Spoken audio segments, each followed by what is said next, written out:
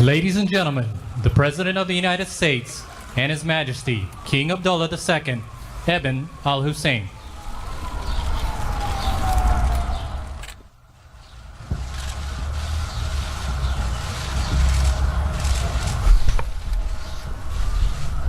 Thank you very much. Your Majesty, thank you for being with us today. Very much appreciated. This is our second meeting since my inauguration, but our first at the White House. Very special place, I can tell you that. I've gotten to know it well. Long hours, very special. It's really an honor to welcome you here today, but before we begin, let me say a few words about recent events. Yesterday, a chemical attack that was so horrific in Syria against innocent people, including women, small children, and even beautiful little babies. Their deaths was an affront to humanity. These heinous actions by the Assad regime cannot be tolerated. The United States stands with our allies across the globe to condemn this horrific attack and all other horrific attacks for that matter. Your Majesty, Jordanians are known for their legendary hospitality, and we will do our very best to be equally gracious hosts. They're also known, however, I have to say this, for their fighting ability, and you are a great warrior, and we appreciate it. Thank you. The historical ties and close friendship between our two countries dates back 3/4 of a century. In that time, the Middle East has faced many periods of crisis and unrest, perhaps never like it is today, however. Through them all, America has looked to Jordan as a valued partner, an advocate for the values of civilization, and a source of stability and hope. I am deeply committed to preserving our strong relationship, which I will, and to strengthening America's long-standing support for Jordan. And you do have tremendous support within our country, I can tell you that. As we know, the Middle East and the entire world is faced with one of its gravest threats in many, many years.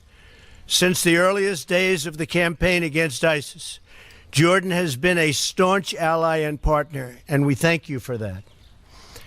Jordanian service members have made tremendous sacrifices in this battle against the enemies of civilization. And I want to thank all of them for their really just incredible courage.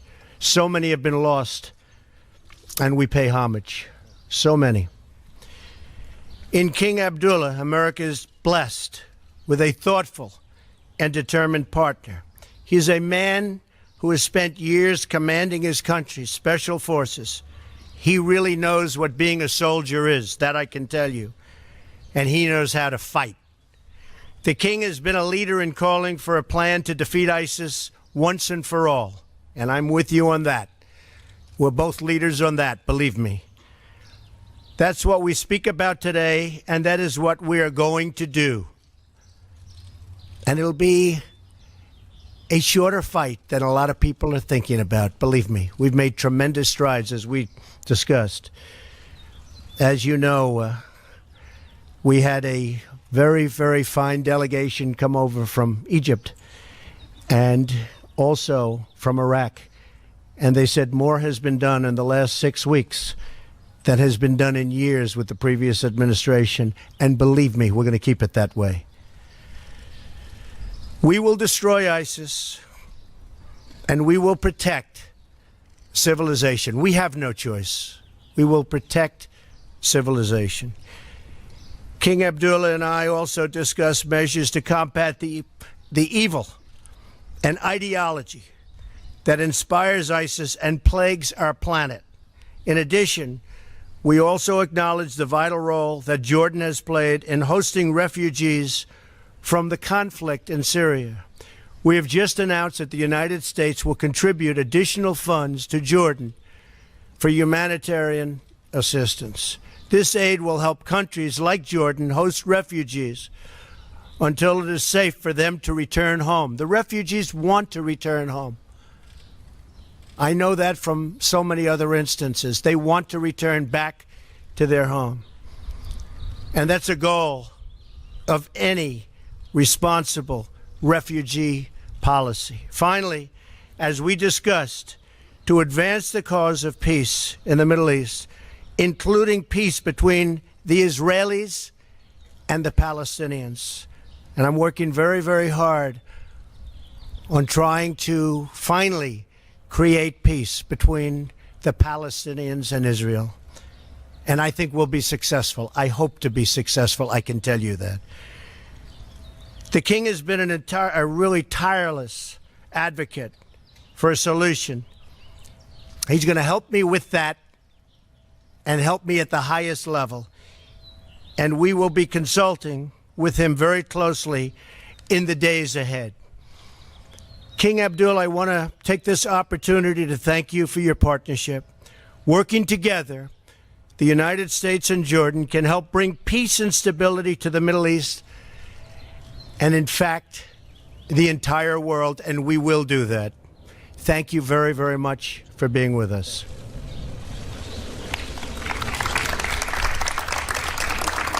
Thank you. Mr. President, thank you for such a kind and warm welcome to the White House. I fondly remember the meetings we've had many years ago and more recently several months ago. You've always been a generous host and have always looked after us. We are very delighted with the way the discussions have gone so far, and we're delighted to be here in such a wonderful setting and such a beautiful day, which I think is a tremendous mark of how we are going to move into the future. We've had a very good round of talks today, and I'm looking forward to continuing these discussions later on in our meetings after the press conference. What I do want to say is how much we deeply appreciate the close relations we have with the United States, with you, Mr. President, and with the American people. This is a strategic partnership that we call and keep very close to our hearts, and it is a partnership on so many levels that we will continue, I think, with the frank discussions that we had today to improve on as we face the challenges of the future. And I am very delighted for your vision, your holistic approach to all the challenges in our region, and to the dedication of your team in being able to translate your policy into actions successfully, hopefully, as we move forward. The challenges we face today are many and not exclusive to my region, as I've just mentioned. They are global, and particularly the threats to global security.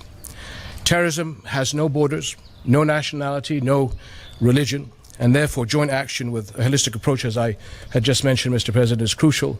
I am very delighted that you have the vision to be able to move in that direction, and I think that the world will be in a very good place as we move with all these challenges ahead.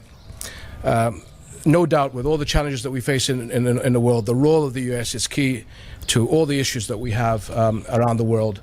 But it's not just the fact that we should expect the United States to do all the heavy lifting. The heavy lifting has to be done by all of us in the international community to support the United States in being able to translate that vision into the right direction. So there's a lot of responsibility for all of us in the international community to support the President, the administration, and the American people to bring brighter days to all of us.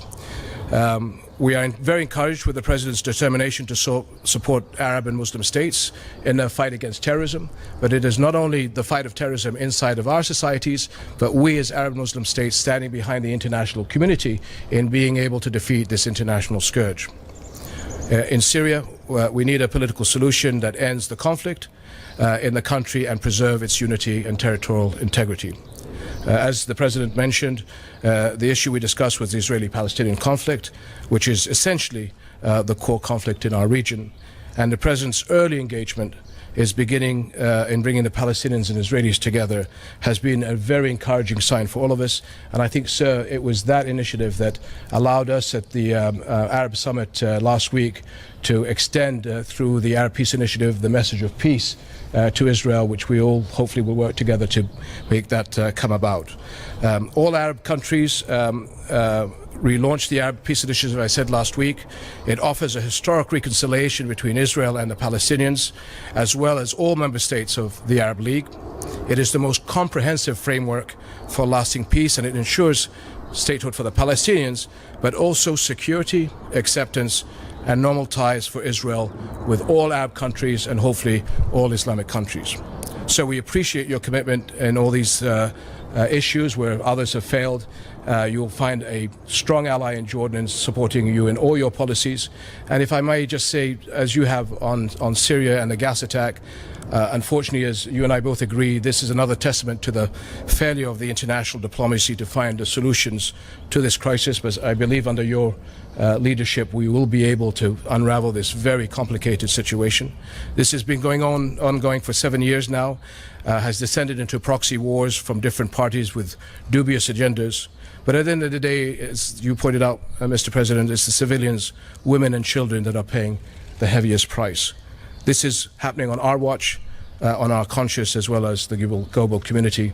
And I know the passion and emotion that the President has expressed in how this should not be tolerated whatsoever. And this threshold of inhumanity and savagery that are being crossed every day is something that I know the President will not allow to happen wherever it may be, and I fully support and endorse the President in this issue.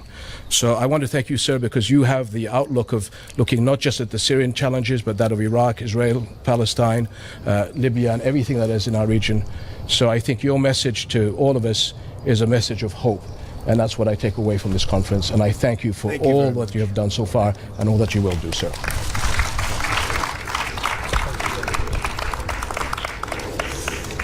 All right, we'll take a few questions. Julie Pace.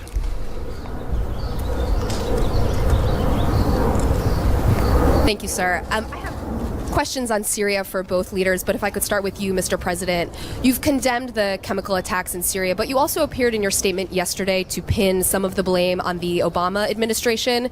You're the president now. Do you feel like you bear responsibility for responding to the chemical attacks, and does the chemical attack cross a red line for you?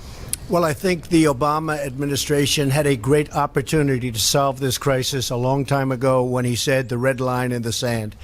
And when he didn't cross that line after making the threat, I think that set us back a long ways, not only in Syria, but in many other parts of the world, because it was a blank threat. I think it was something that was not one of our better days as a country. So I do feel that, Julie. I feel it very strongly. To the chemical attack? I now have responsibility, and I will have that responsibility and carry it very proudly. I will tell you that.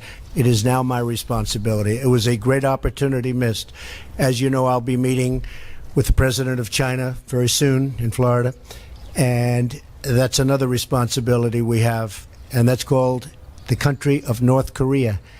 We have a big problem. We have somebody that is not doing the right thing. And that's going to be my responsibility. But I'll tell you, that responsibility could have been made a lot easier if it was handled years ago. Before I move on to the king, can I just quickly ask you if the chemical attack crosses a red line for you?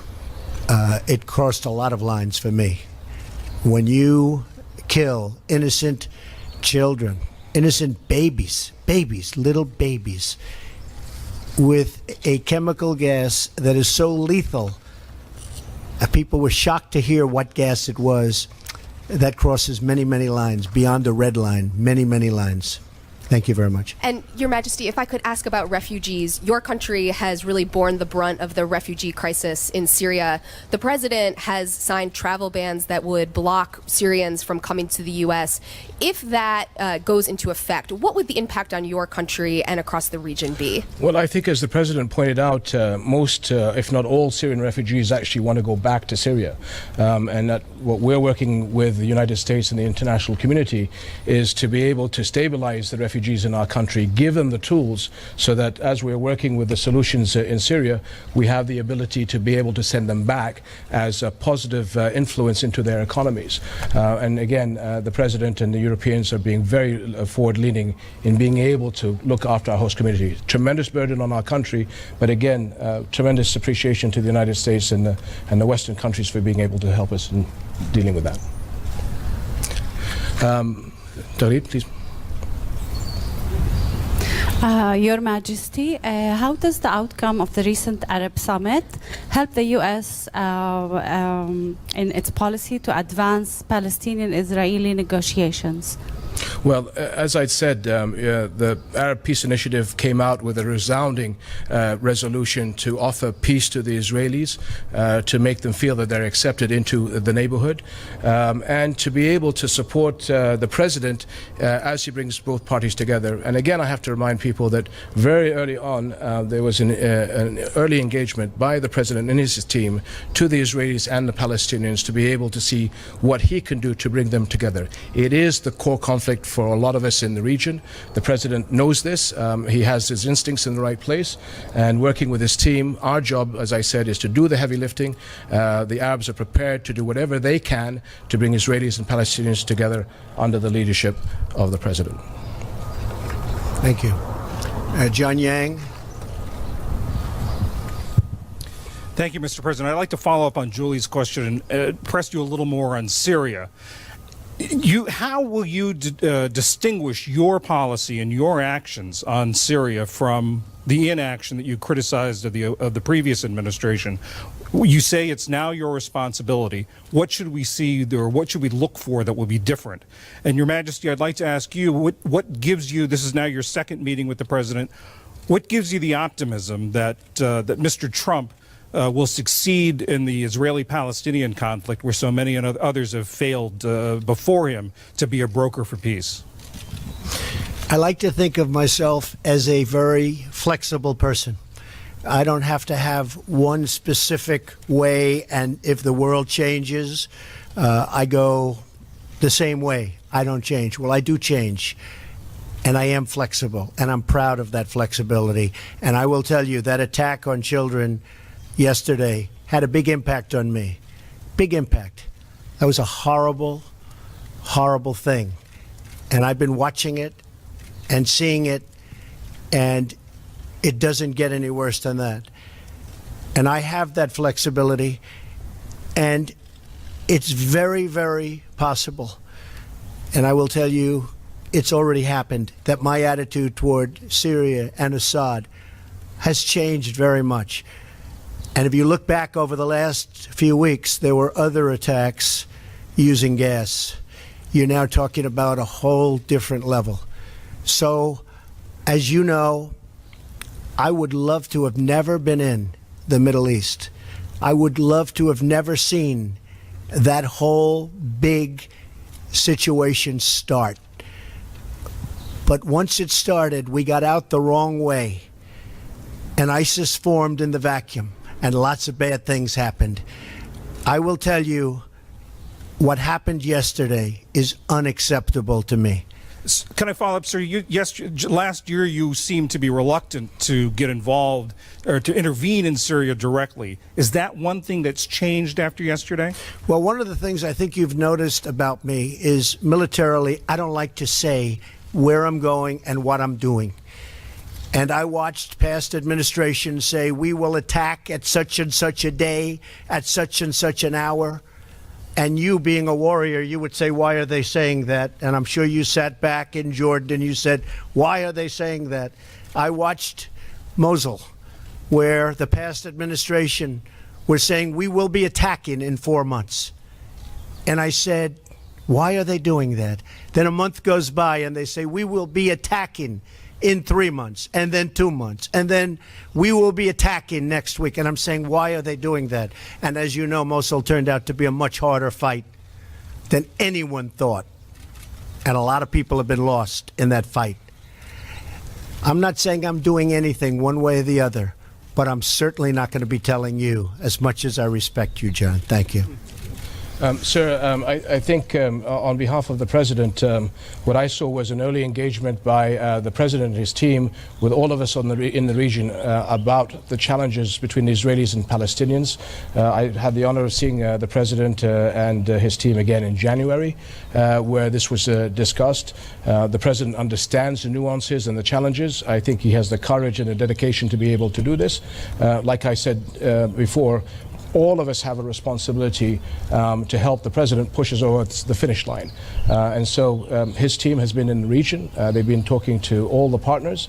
And it is our job to facilitate the atmospherics between Israelis and Palestinians to move together and give the support to the President to be able to smooth the edges over between Israelis and Palestinians to achieve this. And the President understands that if we don't solve this problem, how are we going to win the global fight against terrorism, which is his #1 priority? So this is a core issue that he understands, and I think he has the commitment, and he has my full support for this, as he does from many, many countries in our region. And I have to just say that the world is a mess.